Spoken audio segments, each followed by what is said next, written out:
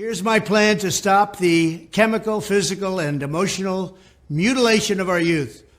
On day one, I will revoke Joe Biden's cruel policies on so-called gender-affirming care. Ridiculous. A process that includes giving kids puberty blockers, mutating their physical appearance, and ultimately performing surgery on minor children.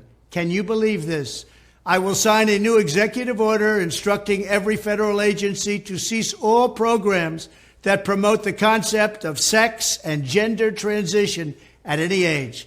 I will then ask Congress to permanently stop federal taxpayer dollars from being used to promote or pay for these procedures and pass a law prohibiting child sexual mutilation in all 50 states. It'll go very quickly.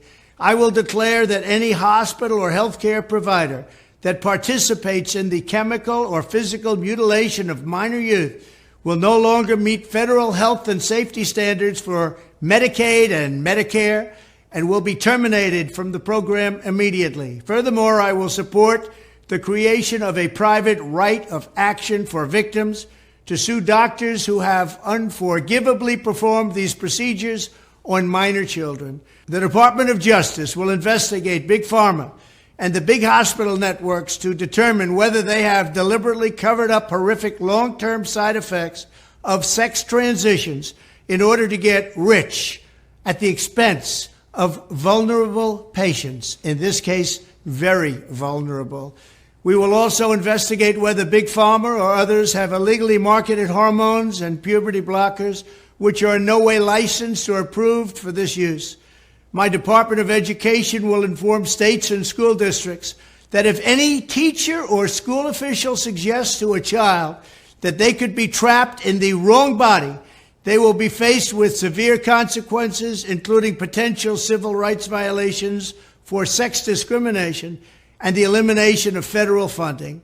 As part of our new credentialing body for teachers, we will promote positive education about the nuclear family, the roles of mothers and fathers, and celebrating rather than erasing the things that make men and women different and unique. I will ask Congress to pass a bill establishing that the only genders recognized by the United States government are male and female, and they are assigned at birth.